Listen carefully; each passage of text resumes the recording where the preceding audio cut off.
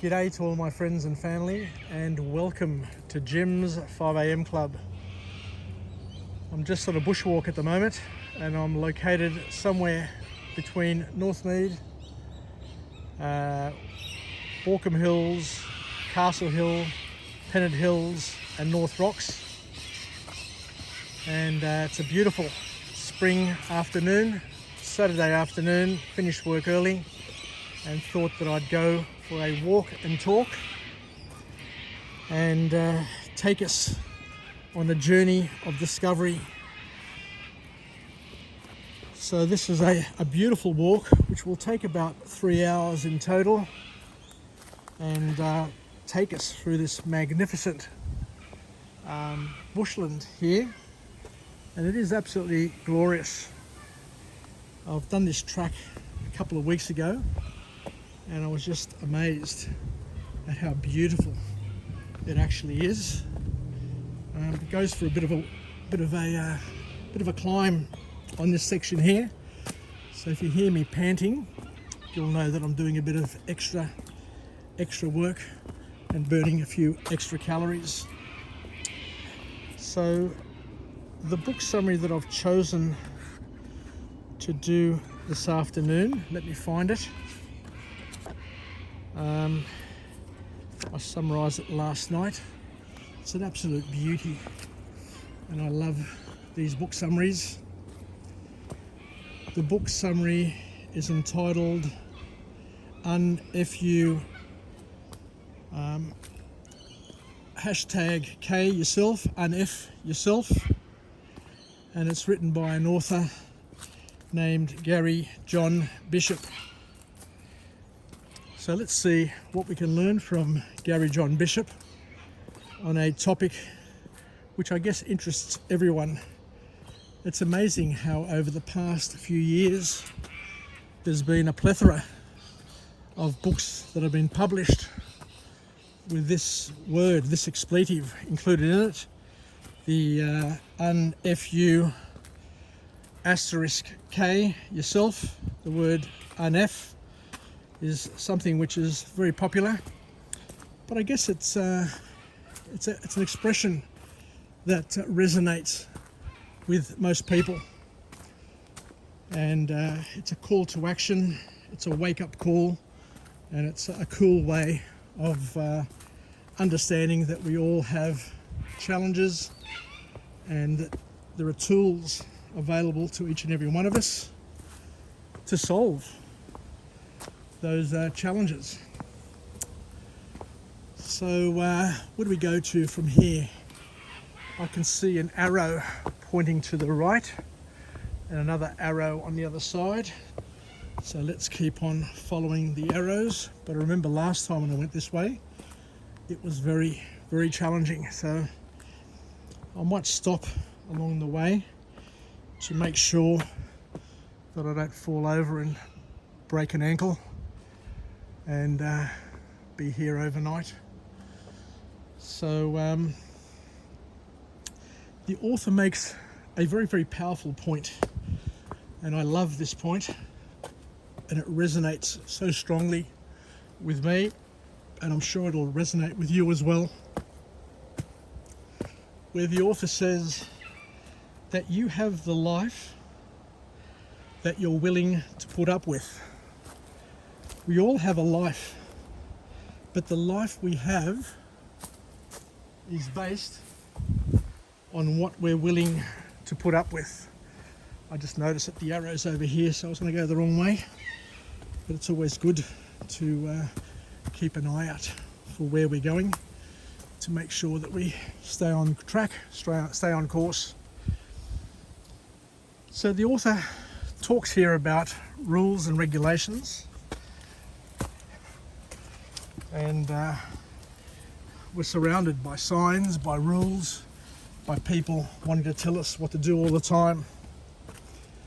And he says that rules are great and they work really well for people who are risk averse. This is a powerful point. Rules work best for people who are risk averse.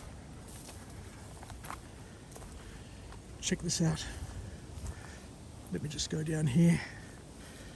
Oh, I don't know where my feet are going there, but look at that tree there. There's a hole in the tree. Just beautiful. It'd be nice to be able to walk through that hole, but I don't know how sure my footing is, and I don't want to end up down that cliff. So let me just keep on walking this way. So it's all about having a rule set for people in the world who are risk averse and need to be told what to do.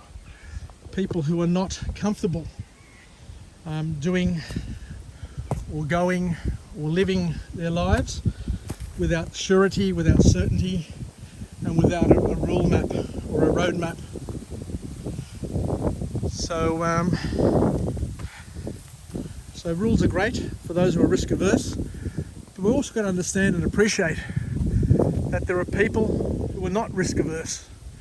There are people who enjoy risk and enjoy adventure and love blazing their own trails and don't necessarily need to follow other people's rules.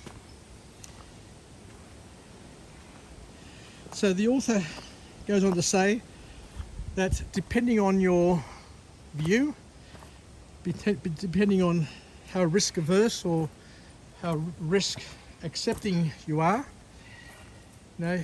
you will have rules or not need rules in order to traverse the path of life. But what he says is that most of the rules that we have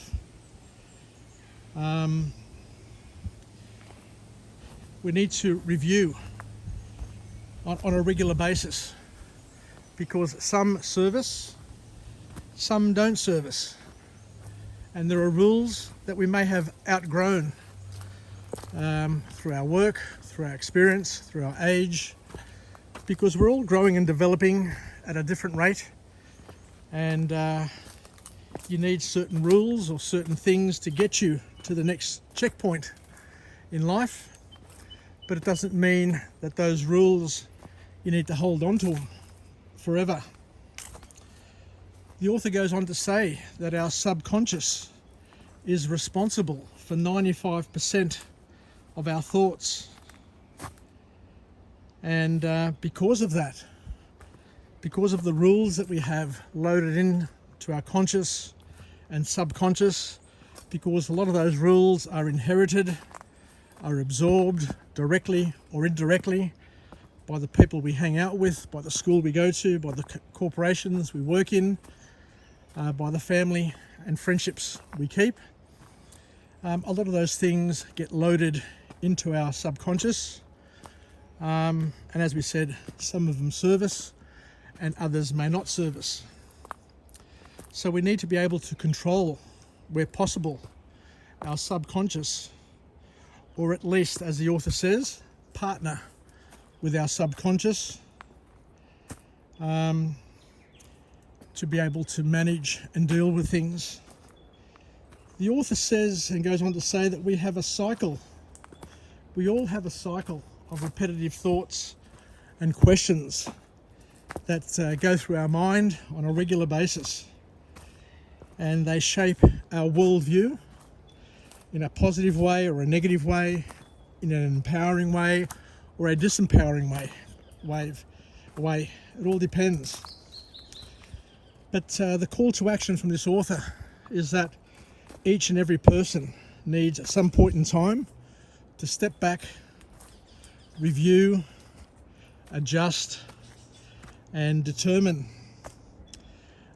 what they think, what they believe, and to learn to chase the impossible and seize opportunities which are outside their comfort zones. Because a lot of people mistakenly believe that sitting within a comfort zone is good for them, will keep them safe.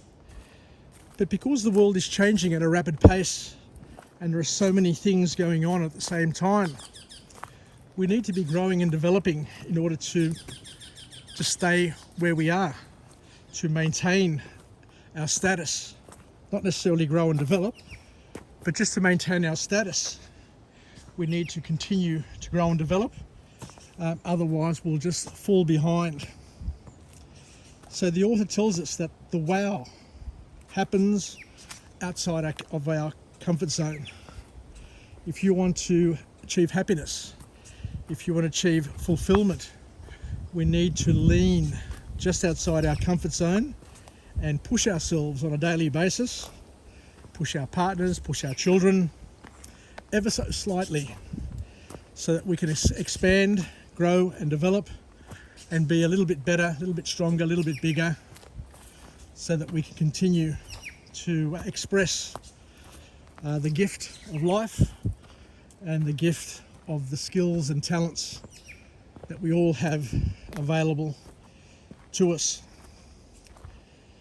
So the author says that we need to be able to define goals and prioritize those goals, and most importantly, do not postpone happiness.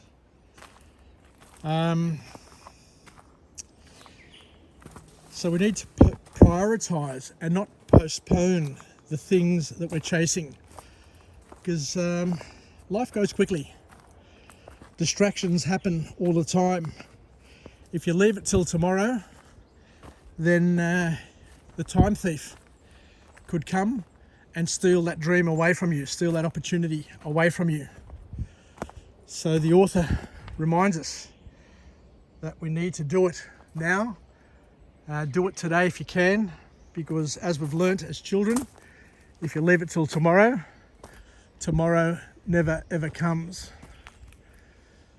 So there's two paths here. There's one that goes that way. I don't know, I'm on the right path. That there isn't a path. So we just continue along this path here. So the author is saying here that we've got to be careful that we don't get trapped in or limited by our mind games, because our mind is always playing games with us, and if we let it go uncontrolled, it may potentially lead us in the wrong direction, and it may potentially continue to keep us limited, keep us lazy, keep us comfortable and not willing to grow and expand and do the things which are a little bit uncomfortable, but the things that'll take us to the next level, to the next window, to the next door, to the next opportunity, to the next elevator, to the next escalator. So it's all about keeping on moving, as Johnny D says. Keep going, keep moving, because each step you take leads you somewhere.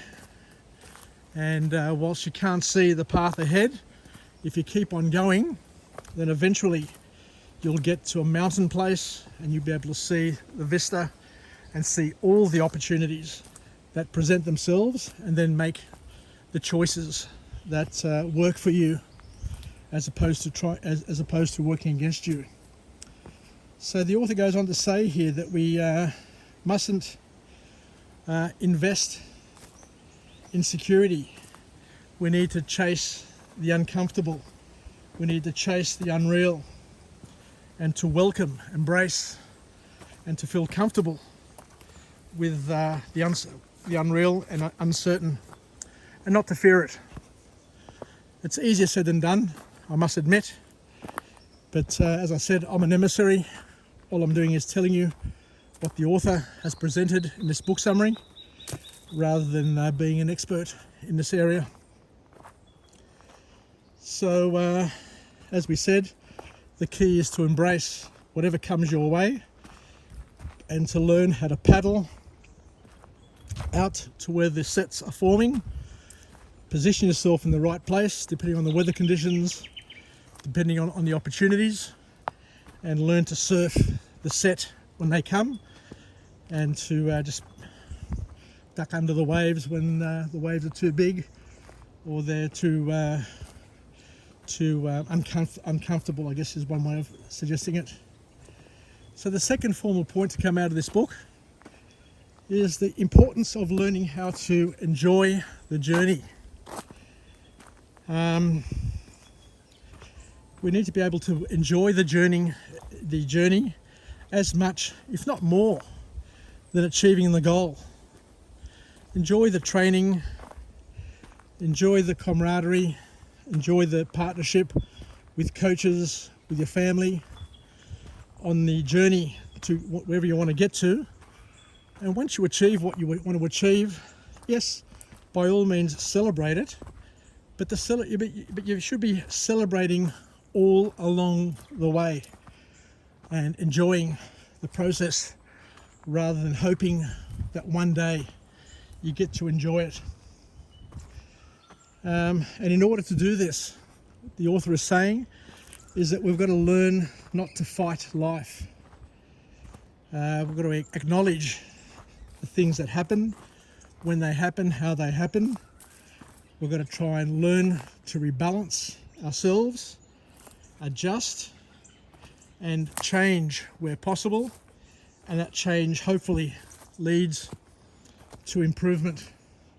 So purposeful practice and productive learning, productive failure is one of the key messages, so that we continue to grow, develop, and become who we're meant to become.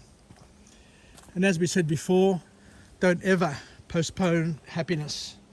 You've got to live happy. You've got to enjoy life. Find happiness in every face you meet, every conversation you have, everything you do. And don't be distracted. Don't spend too much time living in the past. By all means, have a foot in the past and a foot in the future, but be present in the now. Otherwise, if you spend too much time in the past, you'll end up being disappointed and depressed. And if you spend too much time in your future, you'll live with anxiety and worry and anguish, and you won't experience the present. And when you look back over your life, you won't remember to have enjoyed anything, because you've spent too much time somewhere else as opposed to right here, right now. And the other thing the author talks about is that we should be careful not to cling too much onto expectations, but rather just to enjoy what happens and make the most of it. Because the caution that the author presents to us is that we need to understand that failures, mistakes, awaken self-destructive emotions, which we need to work against. We need to fight it as much as we can so that it doesn't overwhelm us. The third formal point to come out of this book is where the author has another call to action, that we mustn't spend our lives blaming others for our failures, and learn to take not partial but total responsibility for all of our decisions. So the track, by the looks of it, goes across here. So take full responsibility for all of our decisions and don't blame anyone else.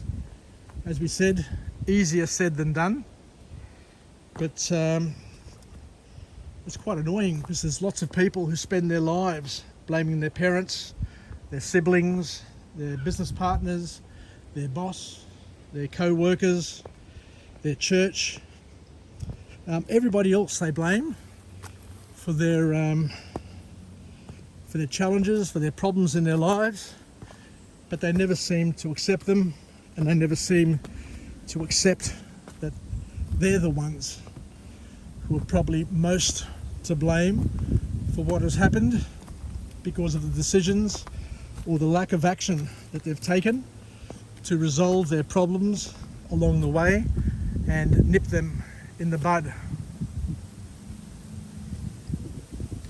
So the key point from this author is that we need to learn to accept failure.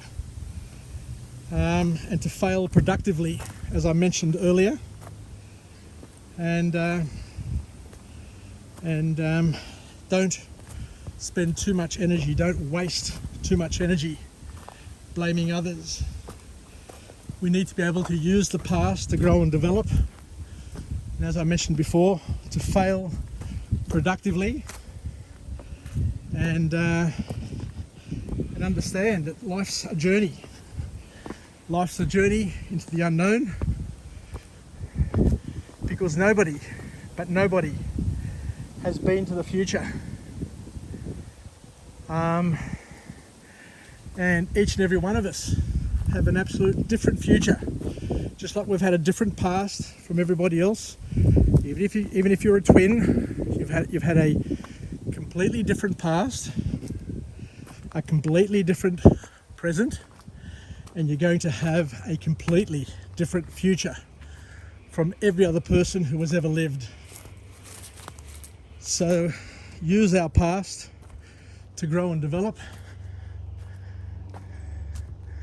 Oh, there's a house over there. There's a gentleman there just cleaning his pool. How wonderful. Wouldn't it be nice to live close to the bushland here? But I guess the biggest challenge of all would be the fear of bushfires raging through here. So I guess bushwalking is the best of both worlds. You can do both, enjoy it, without having to suffer the consequences when times get bad. So I think that's about it. So thank you very much for joining me on this episode of Jim's 5am Club, where we've had an opportunity to go on a magnificent bushwalk through probably the most beautiful part of this bushland here, and go through a wonderful book, the book entitled Unfu *K yourself, Unf yourself, and a beautiful home, and to learn hopefully something new that we can incorporate into our life hacks, our inventory of life hacks. So it's great to have you on my team, where we can be partners in each other's growth and development, where we can learn something new, where we can live, learn, and hopefully pass it on, because OPE, other people's experiences that are captured in books and book summaries, are probably the most productive and effective way of growing and developing, because the bottom line is that each and every one of us only get to live a slither of reality, a slither of life. You know, I'm here right now, somebody else is somewhere else, everybody's got a different slither of now. But the beauty is to be able to compare and contrast those slithers, to document those slithers, to share those slithers of reality, and live multiple lives at the same time by learning from others, and, as I said, becoming partners in each other's growth and development, because learning is the art of adding the unknown to the known. The more you know, the more you're capable of learning. Of course, it's important to learn from good sources, to have a productive learning program where you're adding to useful, empowering content, and to, as I said, do it in an incremental way. So to try and improve on a daily basis, to learn something new on a daily basis, to experience continuous and never-ending improvement. So thank you once again. I really appreciated presenting this episode of Jim's 5am Club. I really enjoy the vlogging, but believe it or not, when I was younger, I was very, very very, very quiet. I was very shy and would seldomly offer an opinion other than to my parents. But in company with my friends, I'd always be absorbing, learning.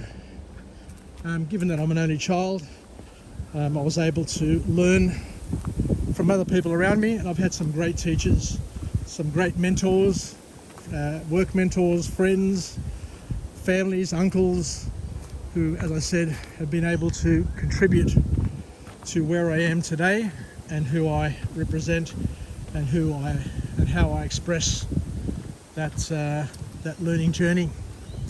Take care, everybody. Yasas. Bye for now. And I look forward to coming again from a different location with a different message of empowerment, where we continue this wonderful journey to who knows where. Take care, yasas, and bye for now.